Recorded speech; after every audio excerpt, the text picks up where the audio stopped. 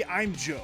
Today, on Next Level Bullshit, we're going to take a look at why Christian terrorism is such a dirty phrase that nobody wants to say.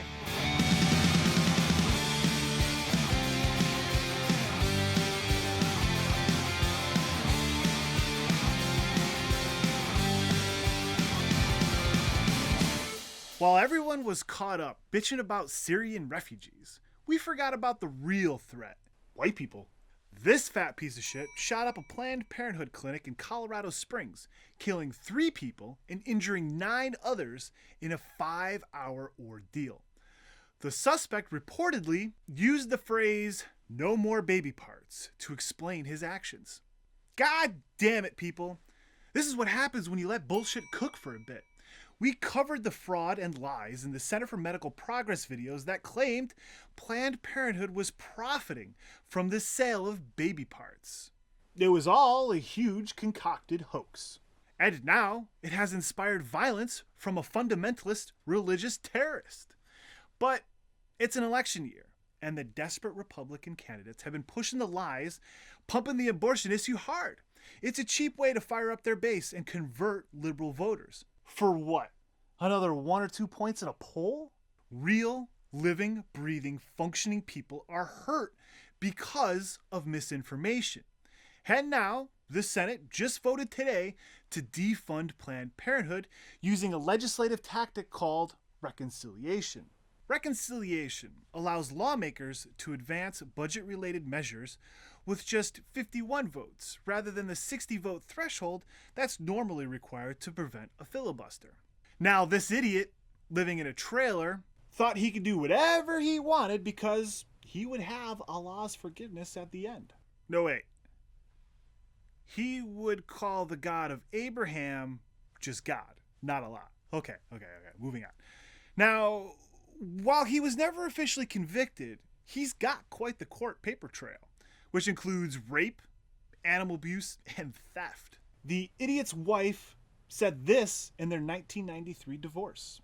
He claims to be a Christian and is extremely evangelistic, but does not follow the Bible in his actions.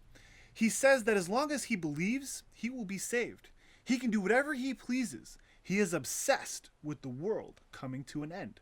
The idiot also had an alleged adoration for the Army of God, a Christian terrorist anti-abortion organization that sanctions the use of violence in the United States to fight against abortion. This is currently at the top of their webpage. Planned Parenthood murders helpless preborn children. These murderous pigs at Planned Parenthood are baby killers, and they reap what they sow.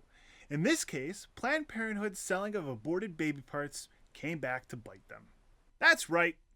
Justifying murder based on radical religious beliefs. Sound familiar? Anyone? Bueller?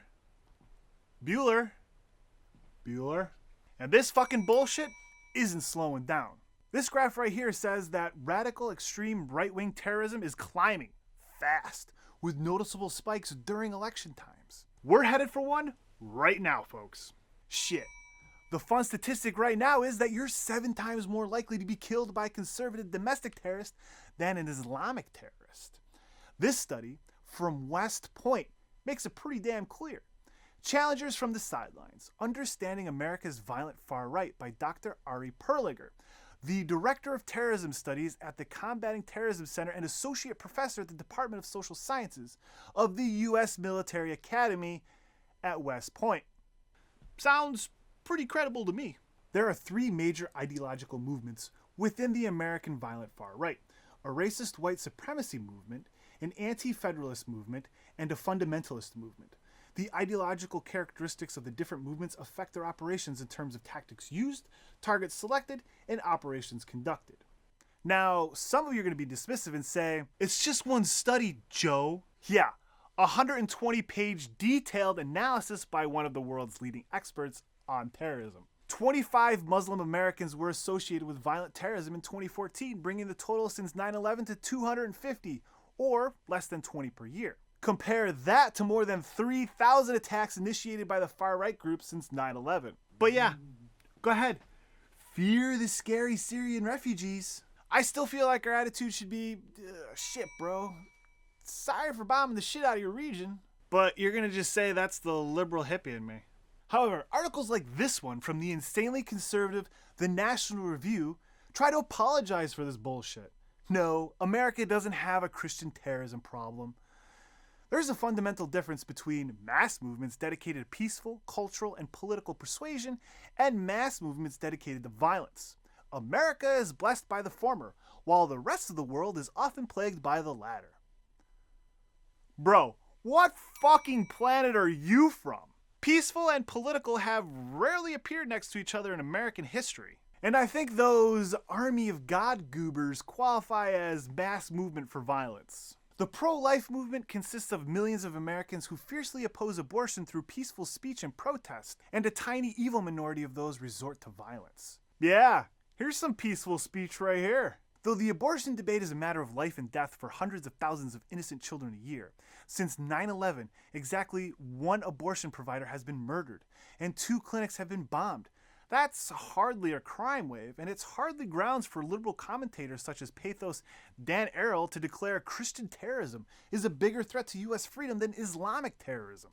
Well, this liberal commentator would like to point out that their methodology is a moving target, and so narrow, it doesn't count the arson, firebombs, shots fired, and bomb threats cited in 11 more examples in the Pro-Choice America Anti-Choice Violence and Intimidation Report. Thanks to good police work and changes in the political climate since the upheavals of the Vietnam era, America has enjoyed a dramatic and decades-old decline in domestic terrorist incidents.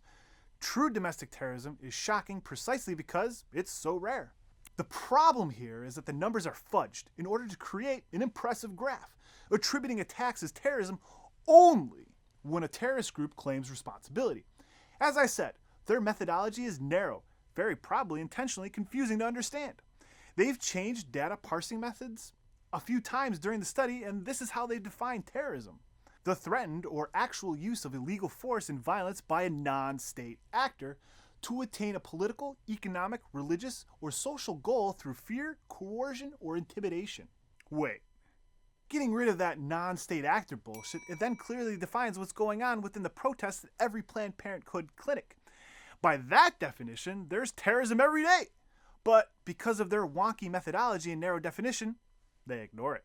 I'd also like to point out that Freakonomics author Stephen D. Levitt has a very strong hypothesis that attributes the decline in crime to, amongst other things, the abortion.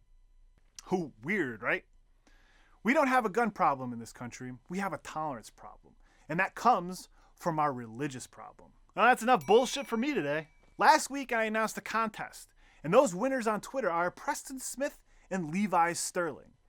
I'm also going to give away a consolation prize on YouTube to Zambia Horde for being a really loyal viewer. God damn it, I would like to win that book, but I don't really give a rat's ass for Twitter. Too much bullshit on there, Joe. On our last video about the erosion of the Fourth Amendment, 777 writes, "Unreasonable is purely a subjective word. Some people would say it was unreasonable for you to move to New York City and change your show, and I'm sure in your mind that it was a reasonable decision. I liked your fucking swear jar and the passion in your commentary."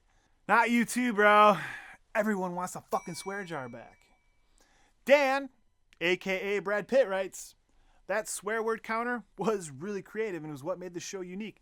I'd suggest finding a way to bring it back, maybe in a different form or how it's applied." Oh shit. God damn it. That was bullshit of me. The fucking swear counter and swear jar is back. Well, that's it for today. If you haven't already hit that subscribe button to be notified of all new releases, hit that now. If you liked today's episode, hit that like button or dislike button if you thought this was complete shit. You can email me anytime at joe@nextlevelbullshit, or we can chat on Twitter at the NLBS or on Facebook at the Joeski. And that's all for today. I'll see you next week.